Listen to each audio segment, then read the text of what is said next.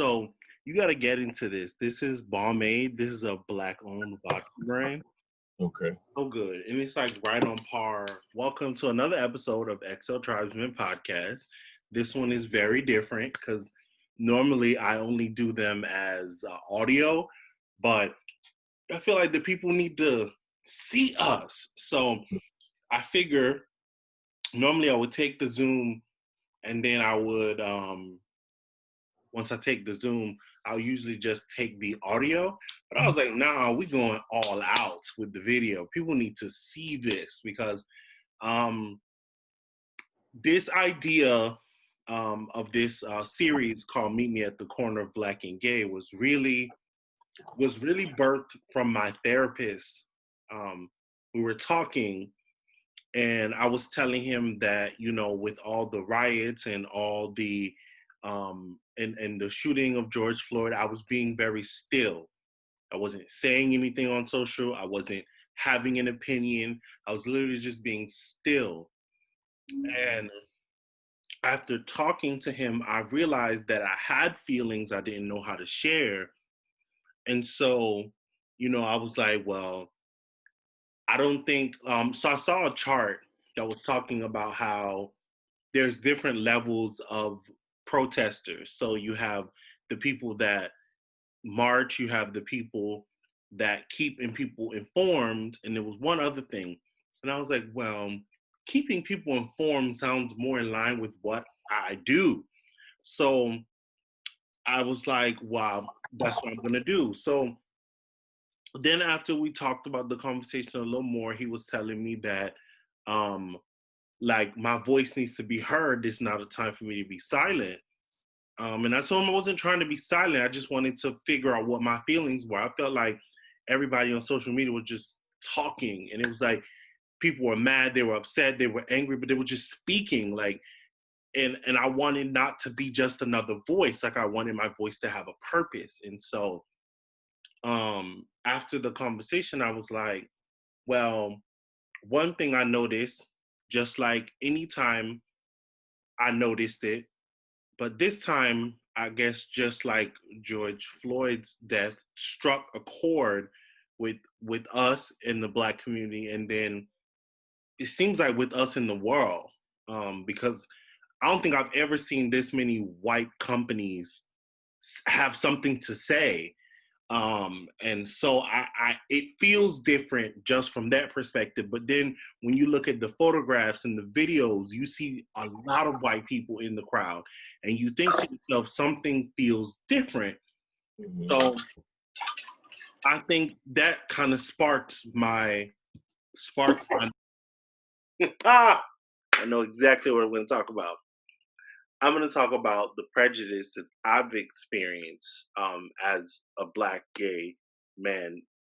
And so the series really started with me diving about my own personal topic and issue. And it's like, you know, I am Jamaican as well. So it's like I talked about, like, before I even knew what racism was, like my own parents called me a fag. Like that's what I knew. Before anything, I knew that I was gay and I was going to hell, and I was wrong. And that didn't come from white people. So I basically I wanted to address the concept that it seemed like only the Black cis straight lives mattered, not the Black gay man's life, or not the Black trans man or trans woman life, or not the Black lesbian life. It's like only the ones that are straight matter, or I'm sorry, straight and cisgender. So that was where the concept of meet me at the corner of Black and Gay. So on today's episode, we have Corey here, and I wanted to dive a little bit into his story. How did he come about? I want to tell one quick story, and then I'm gonna turn it over to you. So one day I was randomly in DC, and if anybody knows for real, like Corey is funny as shit. When I tell you, every time, no matter what I'm feeling, if I'm sad, if I'm down, if I go to your Insta stories, the level of depth that you provide in your stories, it kind of feels the joke. It makes it feel like it's an art form for you. Like you didn't just tell a joke randomly. It's like you Mhm. built up to the joke. And so I really want to talk about how you are really skilled at that craft. And so one day I randomly saw you at the club when I was in DC, and we talked. And I'll never forget the conversation because he was telling me that he's a chef, he's really good at it, but he wasn't sure like should he step out on faith. And I was like, nigga, do it. And then to come around a year later, and not only is he doing it, but excelling at it is a testament to believing in yourself and doing it scared and stepping out on complete faith. So I'm going to turn it over to Corey for him to tell y'all about himself. Go. So a little bit about me. I'm from Brooklyn, New York. I lived in New York all my life. Brooklyn, where Brooklyn at? Right here, baby. So I lived there all my life. I think that the grind of New York City, like the hustle of it, made me the way that I am. Like I'm always trying to get money, always trying to better myself, always trying to advance. And I've been doing this since I was 23. So I've been hitting. I've been working since I was 16, but in my actual field since I was about 22, 23. So just the culinary field. What else should I say? Well, what was your first chef job? Because you said 23. So what was your first job? My first job was working at the Ritz Carlton in Manhattan. Listen, he didn't even start off basic. He didn't even be like, oh, I started off in the KFC kitchen. Nah, he started there. No, I think because when you in culinary education, like they make you aim high, or and, like my whole aspiration, if I work in Manhattan, I'm gonna be the best. So that was my first job. That's the time when I had saw Eva Pinkford the first time, right after she won America's Next Top Model, and almost got hit by a taxi cab. But yeah, I was The, starstruck. the stories you have. I got a lot of stories. Okay. So one of the questions that I ask is, so while we in this time, how are you handling, or have you thought about like how to best handle the intersectionalities of being black and gay, where you're maybe you're not aware, but I feel like since we've been in since we've entered into this phase like where enough is enough, there's been well, one trans murder that I know about, which is Tony McDad, and then one, the beating of Ian Dior's that I know of. I, I feel like there's others that I don't know about, but so what I wanted to know was like, what is the intersect? How have you thought about the intersectionality of your own blackness and gayness? How they intertwine? Uh, I think that this has been a long going battle for the black community in general. I think amongst all the things that we battle, this is something that I just feel like there's always a tug of war about. The straight and the gay thing. And I think that why do we allow that to separate us? You know what I mean? Like something so thin. Um, I can't get to the heart of it. I really can't because I don't understand from the heterosexual perspective. I get the religious part of it. If that's the place that y'all are going, I understand. If that's your religion, that's what you believe. But I think the grand synopsis of it all is we all want to live. You see what I'm saying? Like we all just trying to get out here and get it. I think the internet kind of changed our hustle about getting it. Social media changed our hustle It about was getting it. happening with money. Everybody want it and everybody want to get it now. Everybody want that money. Everybody want that bread. They want that life. So, I think that that's the standpoint that we all out here trying to get it. And I think the part that they don't appreciate is the fact that we paved so much way for them. We've paved way for the white gays. Here we are on the front lines in the trenches fighting for, gay equality, and then the white people just stomp on us and mow us down and, oh hey, my gay flag. So it's just like we're always forth. We're always the ones in the fight. You know what I'm saying? Even when it comes to protests, I Yep. don't ever see a whole storm of straight people or a straight alliance that is fighting for their Black Lives Matter. I don't see that. But then you have the group of people who don't support that are black that don't support Black Lives Matter because Black Lives Matter incorporates LGBT lives. So I just feel like, what are y'all really fighting for? If you're gonna allow my gayness to stop you from supporting a bigger picture, a picture that includes you. I mean, I think that's how I feel all the time. It's like, it's like I, one thing. I'm not saying that I'm not saying that I totally get it. I mean, because just like you said, like I'm not heterosexual. I don't know what their perspective is. But like, even if I want to use the church thing as a perspective, I always feel like at the end of the day, if it's something you don't understand, that's cool. But the right to live shouldn't be something that you are troubling to understand. I literally put that on my Twitter the other day when I saw Miss Dior getting jumped in the store, and I was just like, "It's okay if you don't understand trans. Like, I get it. We all don't. I don't have all the answers to all of it. That's what I I said with I her. have questions myself, but keep your hands off of them. Keep That, your hands off of that's them. it. That's What it. what? And I think that you know these straight dudes or cisgender people feel like they have a pass to beat up on them and or us because we choose a different sexuality. But that doesn't make you any more straight. It doesn't make you any tough. It doesn't make you that man, that nigga. It doesn't make you any of that. Beating up on somebody that's trans. Like y'all jumping on her. She's a small, young lady with a small body frame and y'all are piling on her. You know? And the amount of people that was jumping her was those sheer But thought. it's the heartlessness about all of that It was wasn't just even crazy. a one on one. It was like 30 people on one.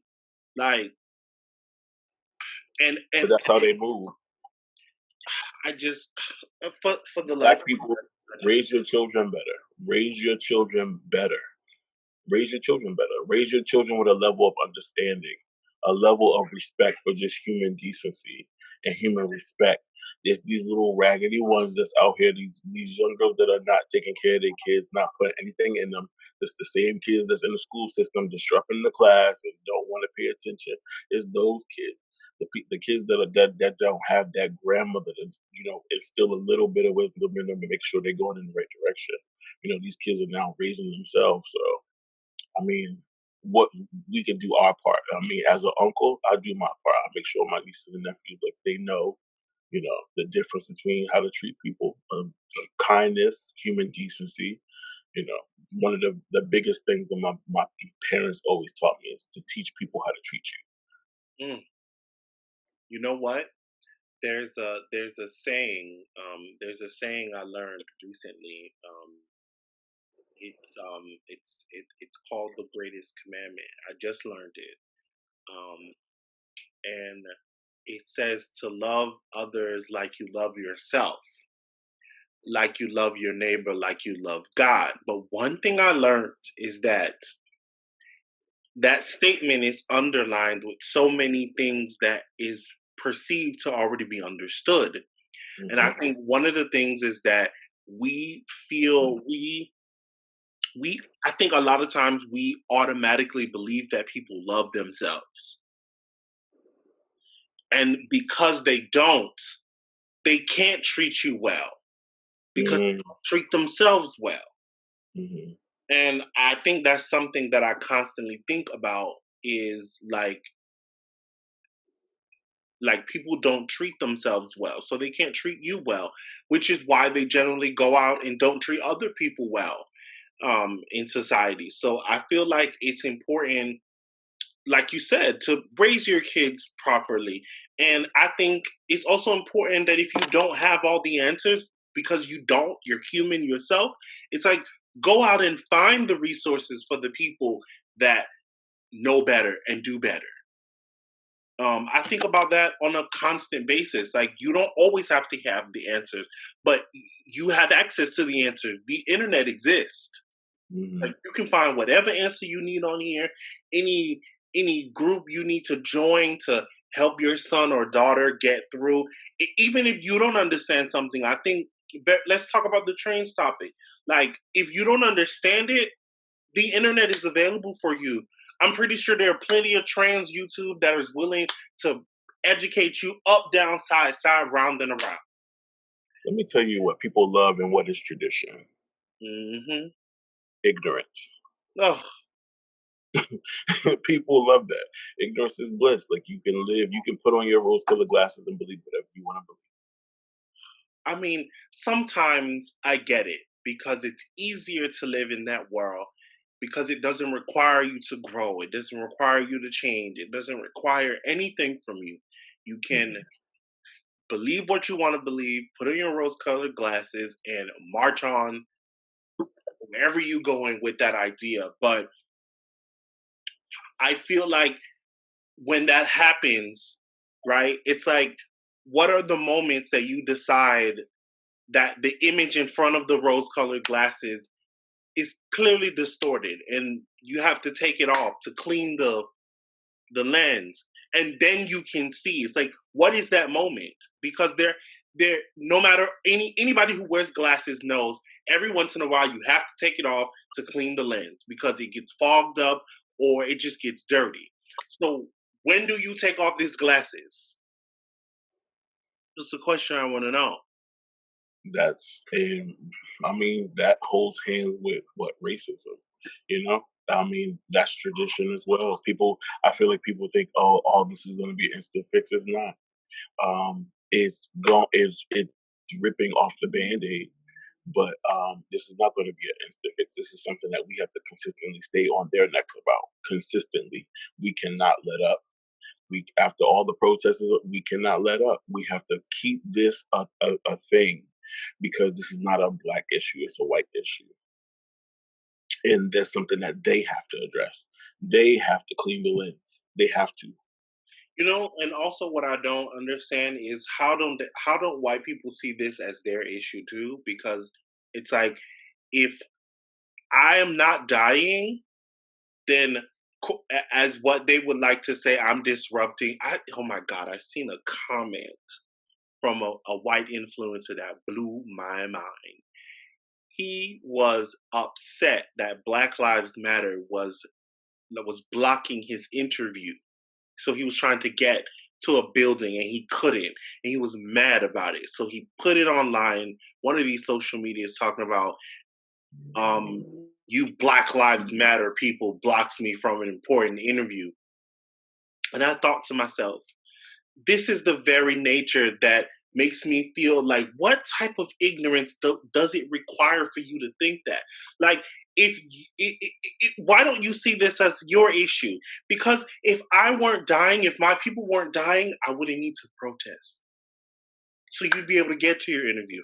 So how about you stop killing our people and then you can get to wherever you need to go? Like this is simple to me. Like what's going on? Like those are the things I think about all the time. So I think you're right. It's not going to be a quick fix. I mean, hell, it took us.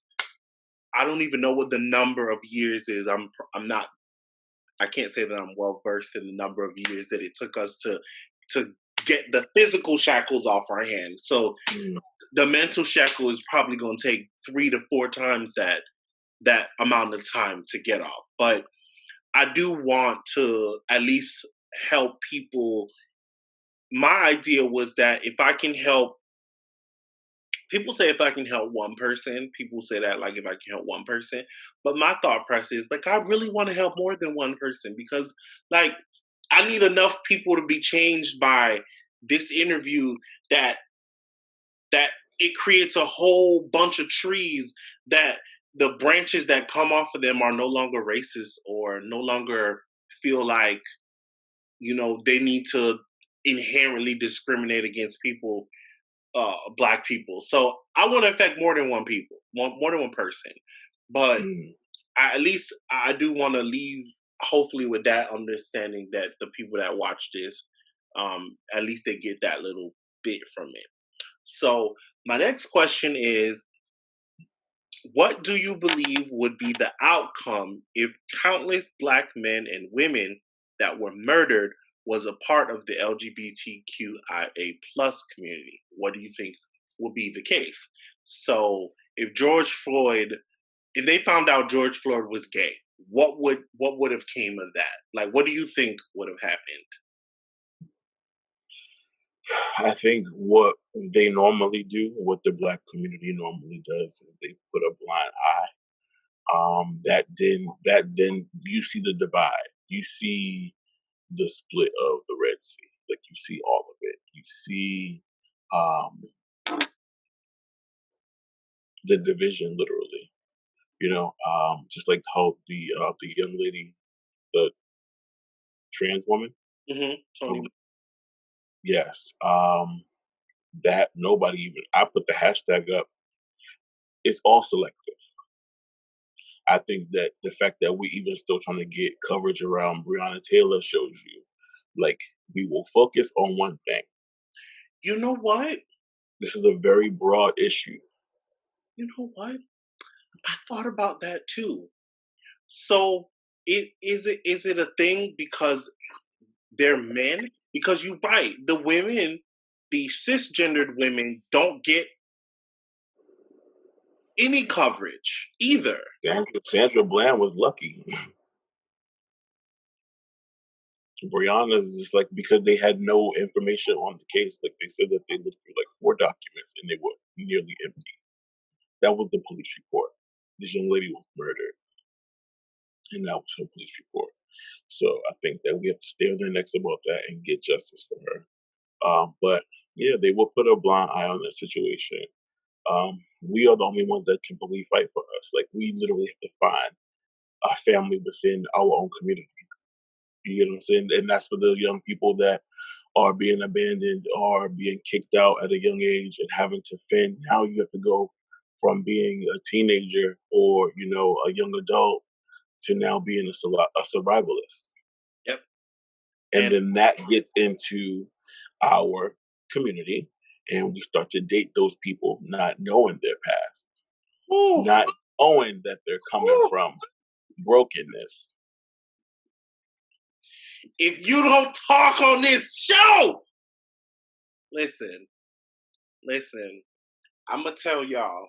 Listen, I've spent my whole adult life being broken, not knowing that every person I was dating, every friend I was making was a direct result of my brokenness. And until you make the decision that you need to heal yourself from whatever was done to you or whatever wasn't done to you in the absence of, you'll continue the cycle of dating broken people. And usually that's us because we get thrown out. We get put out of our homes. Sometimes it's just, oh, you got to go from here. I other people get shamed by the whole town and they have to move to a whole nother state. And the pain goes much deeper. Everyone has different situations that happen to them in their, coming out journey. But that is also something that affects how we move and operate in the world, very similar to how racism affects how we move in the world. It's that same hypocrisy that keeps us. And the thing that always gets me is that what I can't understand for the life of me is how oppressed people want to oppress other people. Like, why are the oppressed people coming together saying we want to end all oppression? Like, why is that not the common goal here? I don't get that part. I really don't get that part. And that's the part that bothers me more than anything is that somehow, and then not only is I feel like you feel like your oppression is superior to mine, but then you make me feel like I have to pick which one of me is superior. So am I gonna fight with, oh, people love to say, oh, you're black before you anything. That's fine. If you want to go with that story, we'll go with that. I'm black before anything, but I was a fag before I was a nigga. So what's up? Mm, mm. So it's like like what do you do when That's you get why I wrote on, I think on my Facebook, it was just like, it's crazy how we got to be out here and y'all beating up on trans girls and killing trans girls in the black community, but we're out here on the front lines fighting for the very equality and rights that y'all want. Y'all just chilling at home. And the most of y'all are chilling at home, and we're the ones out here doing it for y'all as per usual, getting y'all jobs, designing y'all clothes, mm, doing y'all hair, mm, doing makeup. mm. You can keep going. Like I mean, we literally influence most of culture, and Mhm. somehow Black gay culture is fucking amazing. It's taken over everything. The way the girls talk, the way men talk. Y'all pick it up from us. Y'all get it from us. dress. The way y'all dress, y'all get it from us. Mm, But we'll never get that credit nope. because of a stain. But you'll hit that line whenever you need a wig or whenever you need an eyelash. So I think about that a lot. we don't. I think that what they're missing is we're not looking for y'all approval or y'all acceptance. That's it. Like that's the biggest thing for me. I'm not looking for nobody's approval or anybody's acceptance. I'm gonna be me regardless. Yep. It's up to you to either get on board or get off. Like that's it. Like, but this train's still gonna go. Any which way, because regardless of the fact, I still got to go. So, I I think that that's where they're lost at. I think that they still think that we're looking for acceptance, and that's not the message that we're sending. no, not at all. I think in terms of acceptance, I think that part of me feels like part of me feels like we've grown beyond looking for acceptance, but I still feel like there's still a level of understanding I think is being I think required. that we have grown in a certain area. Now, let me say, I think we were doing just fine. We were doing good. We were coasting with the straight guys and everything. But we had to understand, right? Then we get this influx of now like new forms of gay bashing, as far as the more effeminate boys are being attacked, and then you have the trans girls that are being attacked. You know what I'm saying? I think this is just my hypothesis. Mhm. If we were allowed as a people, or just took the initiative to have to be a little bit more sexually fluid, like how women are allowed to be. Like Mhm. I could understand that how y'all just y'all love lesbians, but y'all hate gay men. It's just and it's just funny to me. And then the biggest seller in porn is gay porn. The Really? top seller is gay porn, gay. So So everybody's watching it. yeah. But just let me tell you what I feel like my thing is. If you were allowed to practice sexual fluidity, sex is about feeling and the enjoyment of the act. So whatever pleases you, you're going to want to engage in whatever pleases you or whatever makes you feel good. You know, Mhm. people already put limitations on what they're going to do in the bedroom. You see what I'm saying? Mhm. I just can't fathom the fact that a girl would think that her man is being gay by letting her play with his butt. He's having a sexual interaction with a woman, with you, but you would go and shame him for him letting you have that interaction with him. But the whole time, all he's trying to do with you is find a safe place. Mm. See that then we get into black men issues, which see Black it's men like issues is they're suppressing something. It's a suppression. I understand if you don't get homosexuality cool, that's it. I'm gonna do me, you do you, right? But if you have other feelings that you're suppressing that makes you angry towards me, makes you want to kill me, then there's a deeper issue here, and it's bigger than me. in the words of Michael Jackson, you got to look at the man in the mirror because Hmm. that usually, I mean, it's of course it's not always the case, but I do feel like that anger, that deep rooted anger, is from suppression of your own feelings, and they don't even have to be like full on homosexual, but Mm-mm. they're definitely rooted in my comfortableness.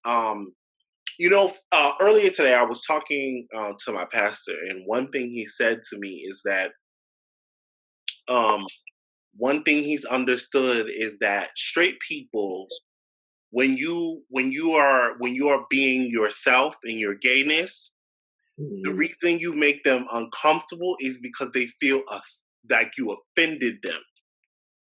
So your gayness is an offense to them. And I thought that Interesting. was an interesting concept that me Very. being me offends you.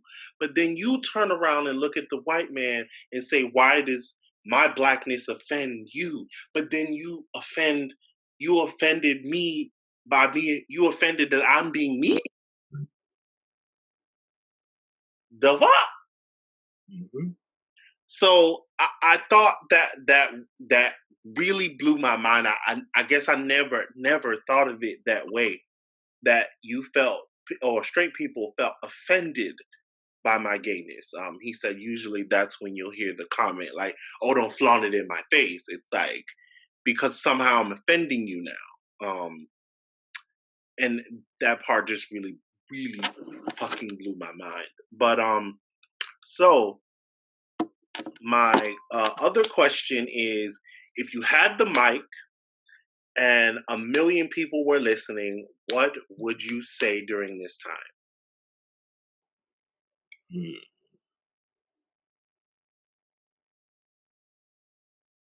In this time of what? Like what exactly? Like if Oh, like in the time that we're in today, like if you like, I know that I saw. Actually, I need to do more research on it, but it's happening in your city, the Million Man March. Um, I heard that he's putting it together in August.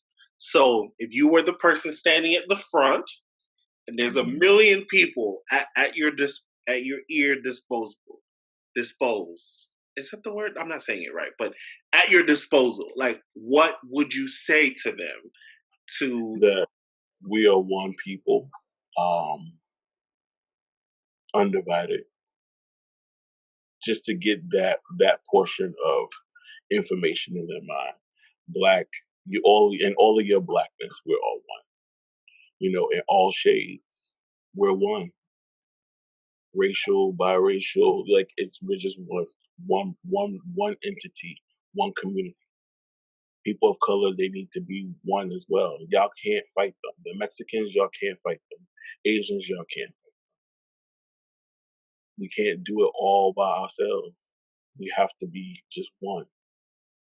and I mean, the truth is, we are literally more powerful in The numbers. people are powerful in general. I think that they saw how badly we was about to tear America up. Whew! Listen, them. America was about to be towed the fuck up Listen, real bad. listen. The way them people was willing to burn everything down. Everything down. And I was right behind them. I was right behind them on it. Because if we don't have nothing, y'all not gonna have nothing either. And I'm okay with that. We'll rebuild like we normally do. And I'm okay with that. I'm okay with not having a Starbucks for a year or two. You I'm know, okay with that.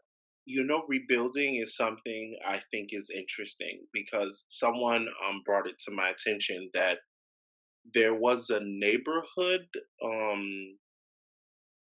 I want to say in Minnesota, that they had rioted years prior, and a Target had burned down, and the Target never came back. And I thought that was the first time that someone said, there was a comment being said, "Oh, stop tearing down your own neighborhoods," and they gave that story as an example. And I thought to myself, well, that says more than anything, because if Target decided Hmm. that they didn't want to come back, they were telling you something. Hmm. Um, Either that area maybe wasn't already economically feasible for them, or whatever the situation was. I don't know, because I honestly don't know the full story behind it. But I knew that it had brought up a feeling in me that what was the reason you didn't want to return, and the fact that you didn't return speaks way more than whatever happened. It speaks more volume. So I also would agree. I would also echo the same sentiment. Like, if I had a million people to listen to me, the one thing I would say is that all Black lives matter, not just the cisgendered ones, not just the men. The cisgendered women matter too, because you're right. I mean, now taking a deeper look at it, the cisgendered women do not get any media coverage if they are I murdered. think if we just took us, in, even in that moment when you were making your speech, if we would just be able to take a moment to step back to where we come from, what we come from, Black women. but just the amazingness of just being black in general. I know when they came to pick us up to put us on those boats, they were amazed by what we built, what we had already. You get what I'm saying? We wasn't just living in huts. Like, y'all need to know y'all history. You need to know that y'all come from mathematicians and kings and queens and tribes, like, for a reason. But that I was so disgusted coming out of high school, going into college, knowing that I didn't know anything about my Black history. I remember talking to my global history teacher, and she never told me that the Egyptians were Black. She never said it. And I went to a predominantly white school. So, what were the Egyptian? Who were they? Like, she just never mentioned race. Period. Mm-mm.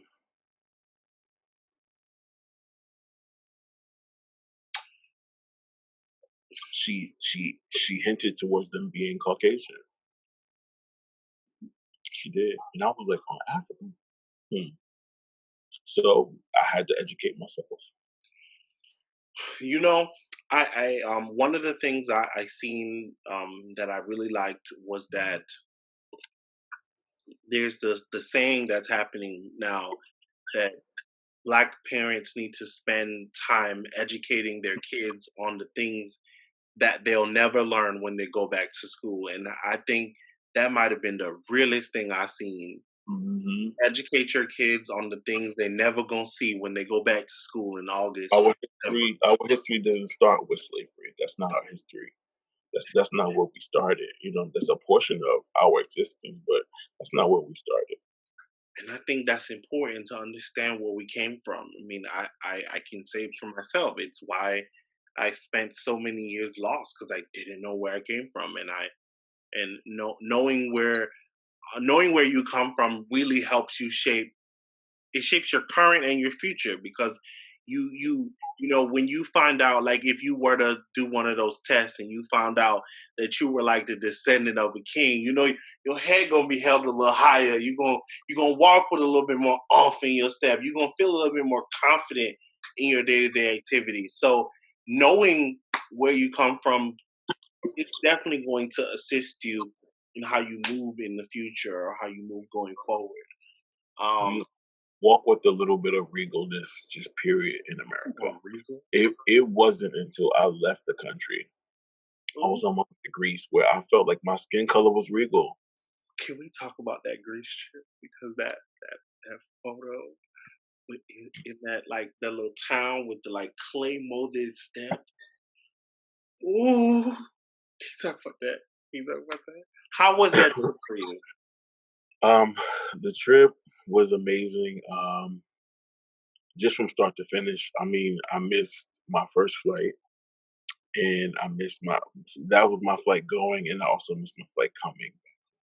So yeah, it was adventurous and expensive. But it was overall it was a great experience. Just the views.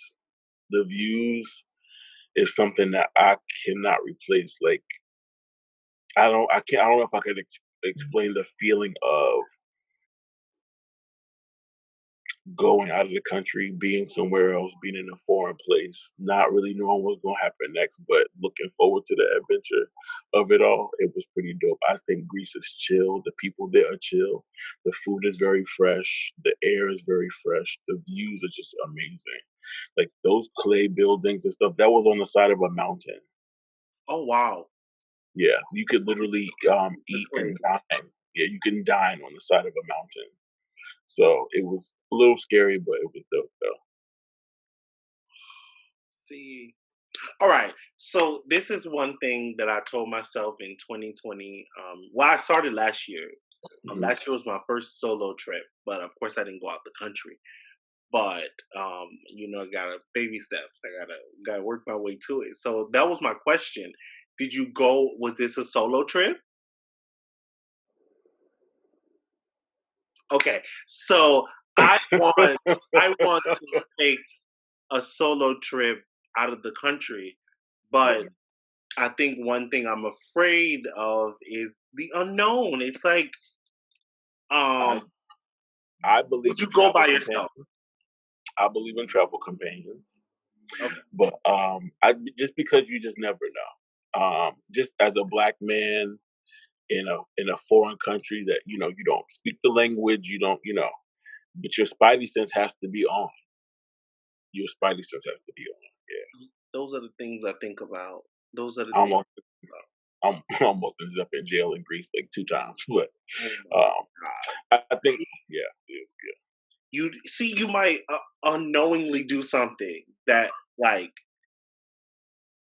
It wasn't that. I think that I had been up for like the equivalent of 3 whole days or 2 whole days, and I hadn't slept. I didn't realize I didn't sleep, and the time zone changed. So my patience was a little bit thin. Yeah, it was very thin. Yeah, so that was all. So the other person had to like bring me back to reality. It was like, okay, chill. It's like, okay, no problem. yeah. So, I think what I want to leave the people with is number one. Um, it definitely feels like there is an evolution happening, or as they say, the revolution is literally being televised. It's interesting that that phrase has been said for, I'm going to say, my whole life. I've heard that phrase either in a song or in a quote or something.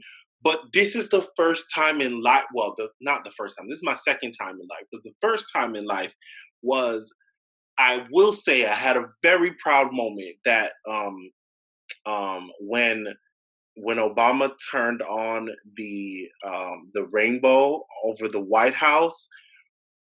That was the first time that I had felt seen. Mm, I have to say that moment was the first time that I was like, the revolution is literally being televised, and this is the second time. even in that moment, I still feel like, and I'm just gonna be true to who I am. Even in Okay, that be true. moment, Be true. I still feel like there could have been more done for African Americans. Well, I understand. I understand the position of where he was and what he was fighting. I get it. But as you gotta stand 10 toes motherfucking down when you're a black president in the White House and you want some shit to happen. I just feel like that. So giving us these gay rights for such a, I could have did without that. I'm sorry. I don't know what rights that I'm exercising. I don't. As a gay person and whatever rights we were given, I don't see that I'm exercising them every day, right? But I feel like if you had put some more black stuff in there, I could exercise just a little bit more. Just a little bit more. I just feel like that. I Well, felt like I felt like a lot of the gay rights were pertaining to the white agenda and what white people wanted. It doesn't necessarily coincide with my black life. all right. I No, know, no, I no, no, know, no, no, no, because I this, know. this, I definitely want this forum to be. I definitely want this forum to be a open forum, and I definitely want it to be an educational one more than Mhm. anything. I think I definitely one thing I would say is that I think my next piece that I write, I'm going to do a lot of educating and not like my last article was very angry. Mm, But I'm mhm, gonna do a little bit more education on my next one. But no, no, no. I think part of that, and correct me if I'm wrong. I could be wrong. I don't think I. You're very. You're one of those people I call quasi. You're mm, very public, but only with like a small sector of your life. So everything mm, else is private, right? mhm, mhm. But how do you say this? Are you unwedded? Am I unwedded? Yes. Oh, I'm single as a dollar bill. Okay. So that is probably why you have not been able to exercise those rights. However, so that's why I see your perspective because your blackness does not require you to be in a relationship. So your black could have been My exercised. blackness does wait, my blackness does not require me to be in a relationship. Yes, because it is because no, I mean the exercising of the rights would require you to be in a wedded relationship. To I ex mean, I at the end of the day, if we're gonna be married, we're gonna be married. If we're gonna be committed, we're gonna be committed. I could do without a paper, whatever the fuck. I don't care. That's fine for me. And I just feel like in the way that the culture, the LGBTQ culture is going now, weddings will be slim to none, just because everybody's yeah, but practicing. once we see this is Look, all look, progression. Once we teach our black gay men how to love themselves, we'll see more of it. look. That's gonna be rough. All right, that's I get it though. I understand that. I do understand that point of view. I do. I think there's a lot of teaching, but I'm gonna teach you how to love me first. Cool. You teach me how to love you, and then we can coincide. I just feel like I've been seeing some things saying that we don't work through anything. We just quit, and I understand that. Our But generation does that. I've done working through. I've done working through. Um, the working through has to be mutual. But in the same breath, I just feel like we're men, and men were made to breed, and we're not going to always just want one thing. I think that monogamy is the impression of cisgender relationships. We about to Well, go for yeah, we about to go far. hold on. Okay. Yeah. So, all right. I'm getting in the boat and I'm gonna go on this journey with you. All right. No, no, no, no, no. We can't. We can't. Oh God, I should have shut my mouth. But anyway, Okay. All right. I will come back. I'm gonna come. The boat is back on dock. Um, Doc that thing. we will talk about that another day. Another day. But what I would like to leave the people with is telling them where they can find you on the internet because I've never had the pleasure of tasting that food that you make over there, but my Uh, God, yeah. Ashana hala hala. Yeah, I'm coming. I'm coming with guns blazing, honestly. To showcase my talent, showcase my food, showcase my passion. showcase my art most of all.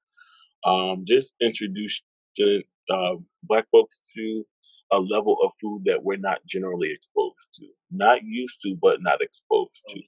You get what I'm saying? Because there are a lot of Black people who know fine dining and who are used to it. I want to leave an impression on it. See, but I want to leave an impression on people that are not used to it. I have a controversial name for one of my restaurants, but yeah, Oh, you have an idea already of like what you want to call it. yeah, I do. My business partner says that we're gonna need I think he said a PR person or something. Oh, because you can't talk? I can say that. I don't want to say the name. I No, don't no, want no. to say. Don't say the name. I'm saying like because like is it gonna be one of those businesses where like you can't be the person that speaks because you're gonna say whatever the fuck? So you Hmm. need someone who's gonna package your message in a pretty bow that's gonna make it palatable for everyone Yeah. to They receive. already put the reins on me. Like I can't do certain things. I can't post certain things. So I have to always make sure and be cognizant of like what I do. So I can't like live my regular life like everybody else lives their regular life. I have to always have it like screened. You know, you know, those are the confines that I'm going to say used to keep me. Um, Mm, I think this what happened to George Floyd, him getting murdered, it freed me because I was always afraid to talk about race issues. I was always um afraid to talk about LGBT issues and the intersection of them both because I think the thing like everybody think of, I don't want to say the wrong thing and get canceled. I don't yeah, cancel I think is real. that's I get cancel culture. I do, but everybody got to stop being so fucking sensitive. Like we are literally turning into the generation of sensitivity. Yeah, I can't take a punch to the chest, like, and then get back up and be like, I eat those. Like, it's okay. We're not all perfect, and we're not always gonna get it right. You know what I'm saying? We're not. Yeah, everybody's gonna make a mistake. We all have different views on different things. That's what makes us individuals, right? I'm a delicate flower. You are a delicate. Yes, you're a delicate flower. But I just feel like that. I think cancel culture, it just don't overdo it. I get if it's something that's severe, but if it's something that's minimal or something that's just a generic mistake, then you gotta understand the difference between the two. Okay, all right. I I see what you're saying now. I got you. You get what I'm saying? You get what I'm saying? I got you. Um, It took me a minute. I had to cipher through, but I got you.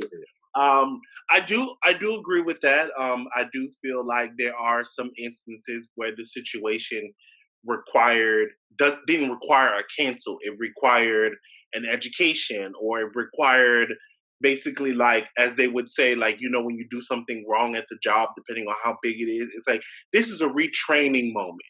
This is a go in the office and take a re-education course. Like this didn't require you to get fired from the job. It's so I get that. Um, I don't think we know the difference, but that also comes from pain. Why we don't know the difference? We because I just feel like all y'all do is get on the internet and be like, "Ooh, that person says something," I like ta ta ta ta ta ta ta, and y'all just go in. And I've seen people like that's why I said to my best friend, I'm not chasing fame. I don't want that shit.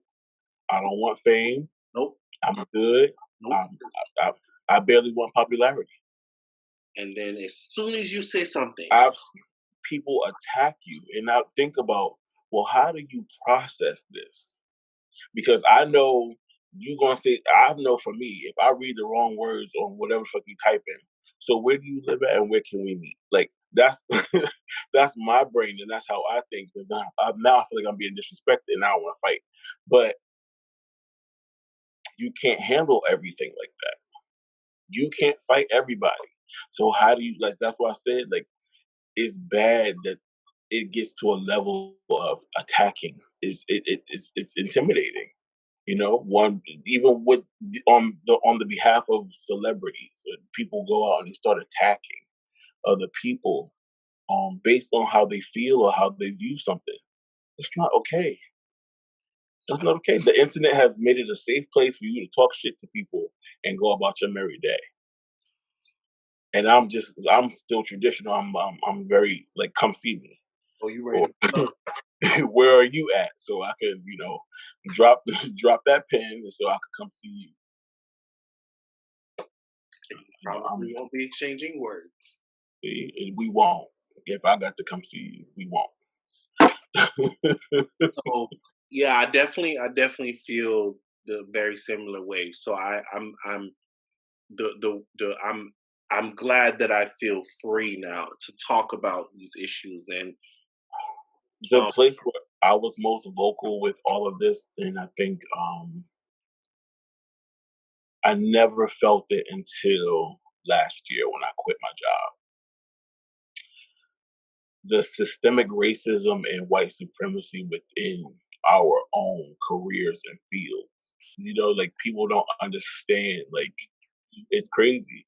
Like, this white lady came up to me and she walked up to me at my job and she was like, "How do you just walk in here with this level of confidence? She's just so sure of yourself." Now, all I could say to her was like, "Do you know what my hands can do?" that has so many ways you could go with that. Yes, absolutely. But I know what my talent is. You get what I'm saying?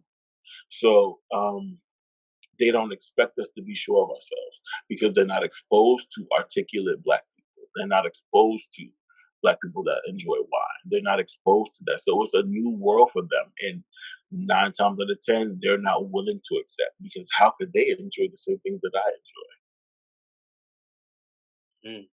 Asking people to give up racism is like asking them to give up their privilege, because they know what's tied to that. They raise racist kids. They put racist people in the judicial system so that they can always have an upper hand.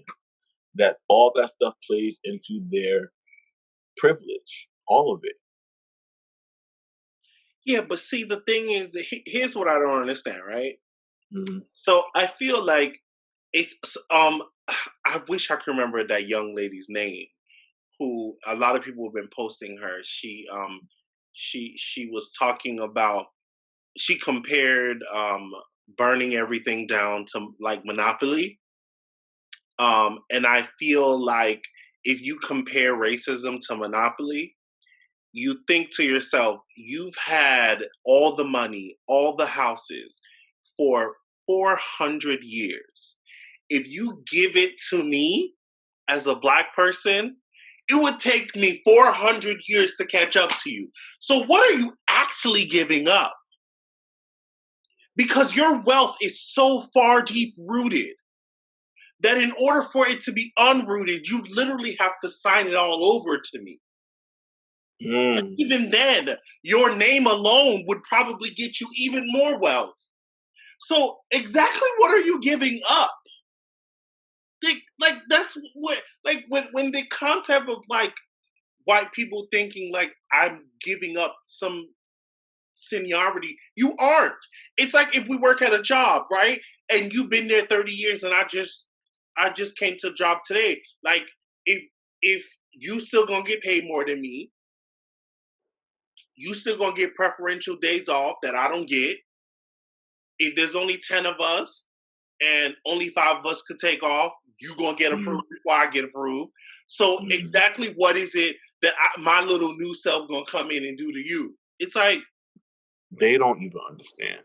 They don't understand. They understand their privilege to a certain extent. They don't understand the magnitude of their power. I'm happy that people like Karens are being exposed at the level that they're being exposed. I think that they are going like, damn, that's fucking embarrassing. Y'all look very ridiculous doing what y'all doing. And I'm happy that, people are recording y'all. People are recording y'all and putting y'all on blast. I think that white people are embarrassed to a certain extent. It's a lot of white guilt, so that's why we have to stay on their necks, because that amplified black voices lasted for about a good 5 days on social media. I've had an influx of Karens and Sarahs following my Instagram. really? My black-owned business, yes, we've had an influx. We gained like 600 followers in 5 days. Black, but majority white women. Karen want to have she want to have a fine 5-star dining experience. I don't want them to have guilt because that'll eventually fade. You have to feel it in your heart. It's something different. Like we can't change racism with voting. I said that. It's not. I'm not influencing people not to vote. Yes, I went out and voted the very same day I made the statement. But they're barbarians. That's what they come from. They don't know how to act if they're not acting unruly. You know what? That's another thing that gets me all the time. You want to talk about how we burning up shit, but you literally came here and burned shit up. That's how you got this land. What you But you want to can't talk tell about? them. You can't tell them that. You can't tell them that. You can't. You cannot. They feel like they are purebred. Y'all know what y'all did to these people. All of the people. All the people. Everything that y'all have done on the earth is coming back to y'all. As they would say, tenfold too. That post that says that you lucky that we just want equality and not revenge. But let me tell you something too. We're not prepared to fight them. We're not. When I went We down don't there to do the have. protest, all I saw was white men with guns. I don't know no black men with guns. I don't have a gun yet. But when I I know do, black men with guns. I don't know black men with guns that's out on the street protesting. That's what I don't know. they should be. They should be. I don't think we feel comfortable doing that. Not the way they That's do. unfortunate. That's unfortunate. I think we need our own black militia, like we have with the Black Panther Party. We need something. They have the Klan. They have white supremacists. They have all that other stuff that they do on the side that we don't really know about or that we do know about. But we need our own. We need our own shit. Our own level of protection. Every time we get a black voice that's going to stand up and fight for us, they kill it. And there you go. They kill the hope. They kill all that. So That's also another sign that I saw, another protest sign. It said, "Stop quoting Dr. Martin Luther King quotes. Y'all killed him too." So, they know. like, I hope. What I hope, I'm pretty sure, like our ancestors hope. I hope that this is literally the last generation. I hope that our generation. They're getting a taste of this new generation. They're getting a taste of the millennials and Generation Z. That these little motherfuckers is unruly. They have been in quarantine. They have nothing else to do with their time. They don't know what to do with their emotions and their feelings. They will tear this shit up for fun. This is the age of the internet. But we gotta look at how entertainment is separated.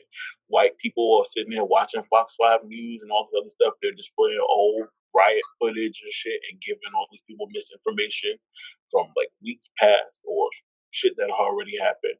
And our generation is on social media looking at what's current, what's really happening. So there's two different viewpoints. You get what I'm saying? Like how we always, well, why are they calling them rioters and looters? Like because that's what the media is putting out for us versus what we see. We see that it's the white people writing Black Lives Matter on fucking buildings, but then y'all think it's us. Yeah, I've seen those videos. I've seen a whole video We where have not asked white people to damage things on our behalf. We never did that. We never asked that. That's not that y'all losing. It's so quick to lose focus of what the fuck we're doing. Just stop killing us. Period. That's the focus point. Stop. that's the first focus point. Okay? Because We if have we other can't, concerns, but let's start there. right? We have other concerns, but we're gonna start there. Stop abusing and killing us. So what do we do after that? Once you decide that another black person is going to die at the hands of a white person or a police officer, what do we do after that? We tear some more shit up. We burn some more shit down until our voices are heard and our demands are met. We cannot let off of the necks. And like my biggest thing, my biggest point, or my biggest feeling, I think throughout all of this was What do I do with all this energy, all this emotion? Who is supposed to lead us? Do I go? I think Killer Mike might he might lead us, right? So what do we do now? How do we vote? I think that the voting structure as well is something that we need to streamline. Black people, who are we putting in place to represent us? What demands do we want? This is our country. This is Black people's country. This is not white people. We built this. What demands do we want from the government? What do we want from the White House? You know what? That's an interesting concept. Without our vote, what you You gonna know, do? I wonder. I'm gonna challenge myself to do my own history, but I wonder. You know, like we had our own Wall Street in Tulsa. I wonder if we had our own party as well. Mm, mm. But there would then be a racial divide again. Just wondering. The only way Biden is going to win the presidency is if he has a woman of color as a person of color, more primarily a woman of color, for the vice presidency seat. Come on, Black women always saving the day. Saving the day as they normally do for his perverted presidency. That's our only hope is Biden. That's it. That's all we got. So you better make it good. You better throw some fried chicken in that bitch. Not fried chicken, but Better throw something in there. you know, those are things I think about. When Kamala Harris for Attorney General. I think she would do a great job. I wonder. I think number one, I'm very happy that you decided to come on this interview today. I feel so elated. First of all, y'all don't know this over here. This is a superstar. He claimed he don't want to be famous, but the people knows you in the streets. Yeah, I think humility takes you far. I think you know what I mean. And if you get what I'm saying, humility takes you far. Like Hmm. being nice to people, being kind to people. I don't always speak because there's something about me that people don't know. I have social anxiety. I do.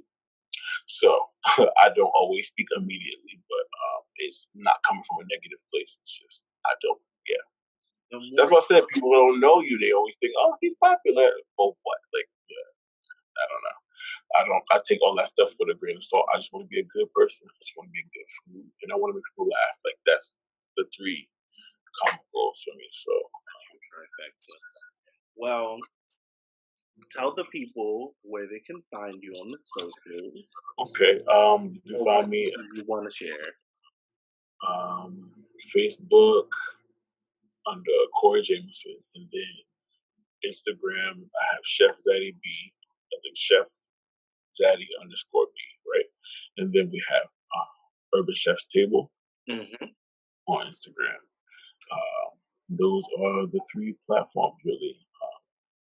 Y'all go I, follow those pages, man. Their food is so good. Oh, P.S. I'm on for the Zoom class.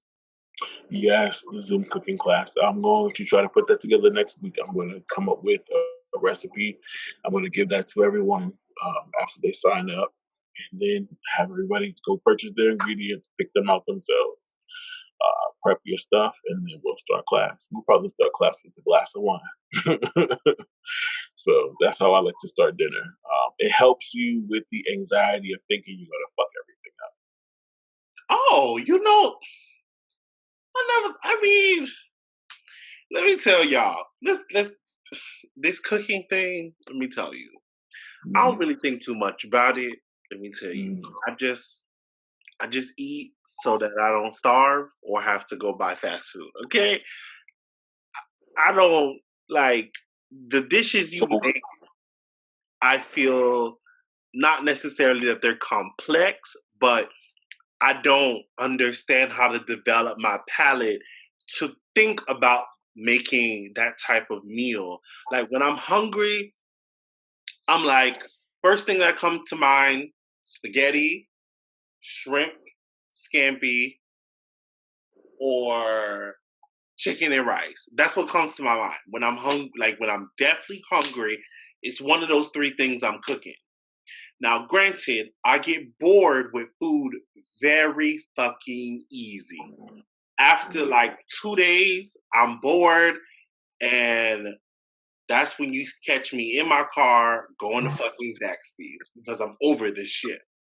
But then on the fourth or fifth day, I'll be like, all right, Kirk, come back to the table. Let me go on the internet, try to find something snazzy to cook. So last night, I called myself trying to cook Caribbean shrimp, rice, and black kidney beans. I mean, it was good, but it didn't look like the picture or nothing. So, So my goal is to implement flavor, introduce people to different forms of flavor. I think the biggest part is that I'm taking away a lot of our processed food, and my focus is on the bounty that Earth already has. So if I can get you to enjoy soul food with food from the earth rather than having food from the can, you'll be able to appreciate it a little bit more. I'm all for that. You know what I So struggle my with? what Seasoning. seasoning? So I'm happy that you say that. I am literally dropping my seasoning Shut up. line. Yeah. Yeah. Mhm. Where do I buy? Where do I put my credit card? We are dropping that next month. So this is literally the shrimp. This is the shrimp and garlic seasoning right here. Uh So huh. you just literally sprinkle this over your shrimp and garlic. You can do it. This also converts to a dipping sauce for your seafood boils. It also converts into seasoning for your seafood boils. So you can sprinkle them over your seafood when you're done. Uh, so how the lady has the Smackalicious sauce, we will Yes. have our own seafood sauce. So we have that. We have a chicken seasoning coming, chicken fry, fish fry. Uh, what else do we have? A season all. I I'm want to get thinking out of the all-purpose seasoning. That I have an all-purpose season, so that's our seasonal. I'm trying to be. We're now in the purpose of the place of packaging and what to call it. So that's what we're struggling with. I like to use my personality from social media to name these seasonings. So that's the thing that I gotta buckle down on. So yeah, okay. it's literally here. We have all the content already done, photos are taken, videos done, but this is it. I'm ready. I am ready. I'm putting it in a place where you will never fail. That all you need is me. You'll never fail it. I've already done all the work for you. Just season it, cook, and press. Oh wait, I have a question. Mm. So, for us people who are trying to stay, all right, let me tell you what my second biggest struggle was with seasonings. My second biggest Mm. struggle. It was the um finding a low sodium seasoning. Most of the seasoning, especially the black and Hispanic ones, which are the ones Mm. I love because I fucking love my Goya. Well, I used to, but the sodium content is through the roof, and if it's pretty decent on sodium, it has MSG. So the way that I cook, I'm gonna tell you, you can achieve flavor without Lowry's, Tony Chachere's, and seasonals. Um, it's about how you impart flavor. I primarily cook with kosher salt. 9 times out of 10, I don't think that Lowry's goes in everything. Um, Salt is a flavor enhancer. It helps build the flavors. Hmm. So 9 times out of 10, it's about the herbs and the spices that you use. Oh, so you use the salt itself. So, okay, so it's like those cooking shows where there's like a container and it has salt, and there's a container and it has pepper, and there's a container and it has this. So you literally build the spices every time. So Hmm. that's my problem. That's what I don't know how to do because every time I'm cooking, it's all purpose. We're going to teach you that in the Zoom cooking class. You're literally gonna have an experience in your home that you've never had. You're gonna smell smells that you've never smelled. So we're literally introducing you to how we build flavors. Like that's how you make great food, fantastic food. I've been in the industry for 6 years, 16 years. So building flavor is something that I'm proficient at. So I started out as a pastry chef, and now I'm an executive chef of Urban Chef's Table. Well, peoples, that's why you trust him. He's the chef, not me. Because if you're fucking with my food, it's just gonna be because you're hungry. But his food is gonna excite you. Like looking at the food already excites my taste palates. Like it's like, Mhm. what is this going to like? Oh my god! Listen, the food is just. Oh my god! I had a private dinner for my business partner's birthday, and they were just overwhelmed from start to finish, from the bread and the butter. Like they were overwhelmed. So that's how I try to start the experience. I think we're going to try to do a culinary tour to all the major cities. So my biggest is New York, South Carolina, North Carolina. I'm trying to merge and meet them in the middle. Mhm. Uh, Washington D.C. is going to probably be the Of first course, you one. got to do DC. You have to do D.C. That's how already build a nice base here. Um, we're going to start here first, and then we're also going to do Houston. We're going to do Atlanta and California, LA. Yeah. I'm excited. I'm excited for you because I think the thing that really, really, really excites me is that from from having that conversation on the balcony to here, it just feels like it reminds you that dreams actually do come true. It was what you said to me. You said take small jumps because in my mind, the way I explained it to you, it was a big jump. And Yep. you said let's give you the anxiety is that you're not taking small jumps, and I remember that like clear as day. Because that really is what prevents people from stepping out on faith, from walking in their purpose. It's because what they see is it's like they see level 0 and they see level 1,000. It's like somehow the brain doesn't allow you to see that there's a number 1 to 999 in between. It's like you only see one or the other, and it's like there's so many incremental steps in between that. There's so many steps forward, steps backward that you have to take before you ultimately make it to step 1,000. And that's I mean, I heard something years ago that stuck with me, and it said that actually it was my friend Reginald that said if you want to know where dreams go to die, go to the graveyard. There's a lot of knowledge in the graveyard. There's a lot, and I refuse to see a graveyard without sharing everything that I know, or most of what I know, with my people. Like that's the basis of Urban Chef's Table is to educate Black people, have a safe space for Black people to come and enjoy amazing food, have hip hop and R&B playing. It's definitely this is a Mm, different experience. Like mm, this is a different culinary experience that people are going to be like, okay, I understand. I fucking get it. I fucking get it. I get it. ooh, listen, you You just were going to be one of our major bloggers that we were inviting to our dinner. So, you just brought yeah, chills to my body. I yeah. I just thought about the dichotomy of having like a five-star meal while Future's playing. Like, like, While Little Kim is playing, yeah, like oh, all that, yeah. Hmm. Yeah. people. I need y'all to go to Urban Chef Table. I need y'all to follow him. I need y'all to follow him on his personal socials.